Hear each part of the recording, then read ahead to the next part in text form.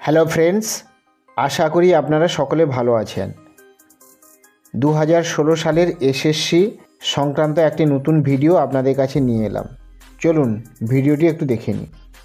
SSC 2016 case, বয়সের ছাড় নয়, নতুন নিয়মেই পরীক্ষা।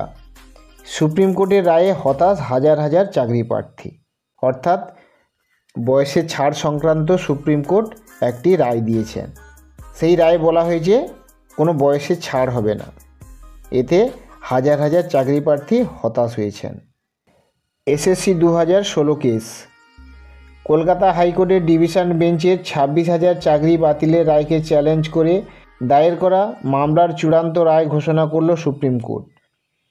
বিচারপতি সঞ্জয় কুমার এবং বিচারপতি সতীশ চন্দ্র শর্মার বেঞ্চ জানিয়ে দিয়েছেন যে তারা এই বিষয়ে হস্তক্ষেপ করবে না এবং রাজ্য সরকার ও স্কুল সার্ভিস কমিশনকে নতুন নিয়ম মেনেই পরীক্ষা প্রক্রিয়া এগিয়ে নিয়ে যাওয়ার নির্দেশ দিয়েছে।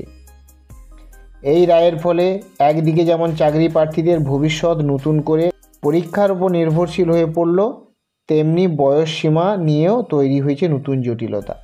আদালতের রায়ের মূল বিষয়বস্তু। সুপ্রিম কোর্টের এই রায়ে বেশ কিছু গুরুত্বপূর্ণ দিক রয়েছে যা চাকরি প্রার্থীদের ভাগ্য নির্ধারণের বড় ভূমিকা পালন করবে। বয়স সীমা ছাড় নয়।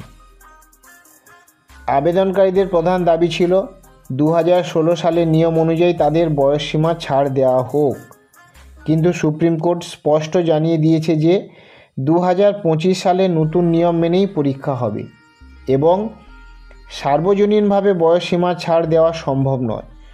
শুধুমাত্র যোগ্য প্রার্থী এবং প্রতিবন্ধী ব্যক্তিরাই এই ছাড়ের আওতায় আসবেন। এইখানে একটু গুরুত্বপূর্ণ জিনিস বলেছে, শুধুমাত্র যোগ্য প্রার্থী এবং প্রতিবন্ধী ব্যক্তিরাই এই ছাড়ের আওতায় আসবেন। মানবিকতার নজির। আদালত মানবিক কারণে সোমা রায় নামে একজন ক্যান্সার আক্রান্ত চাকরি প্রার্থীর চাকরি বহাল রাখার নির্দেশ দিয়েছে। আবেদন খারিজ। বয়সসীমা ছাড়ের দাবিতে যে আবেদনগুলি করা হয়েছিল, কলকাতা হাইকোর্ট এবং সুপ্রিম কোর্ট উভয়ই তা খারিজ করে দিয়েছে। আদালত জানিয়েছে যে প্রধান বিচারপতি সঞ্জীব খান্নার বেঞ্চের মূল নির্দেশে সার্বজনীন বয়সসীমা ছাড়ের কোনো কথা বলা হয়নি।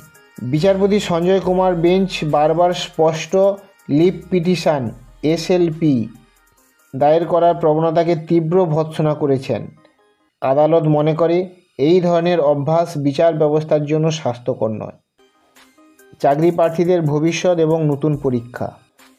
সুপ্রিম কোর্টের এই রায়ের পর রাজ্য সরকার এবং স্কুল সার্ভিস কমিশনের ওপর নতুন করে পরীক্ষা নেওয়ার দায়িত্ব বর্তেছে।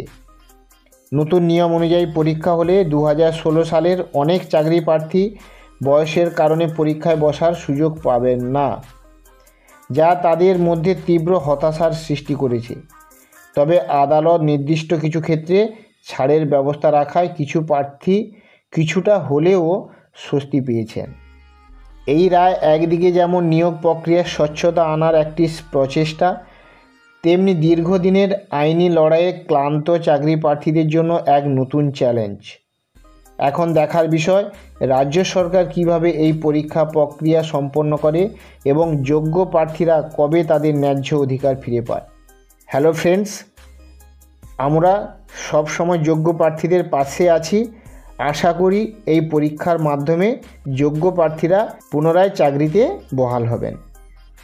ভিডিওটি ভালো লাগলে লাইক করবেন। এইরূপ তথ্যমূলক ভিডিও পেতে আমার চ্যানেলকে সাবস্ক্রাইব করবেন। সকলের সুবিধার্থে ভিডিওটি প্রচুর শেয়ার করবেন। ভালো থাকবেন, সুস্থ থাকবেন। নমস্কার।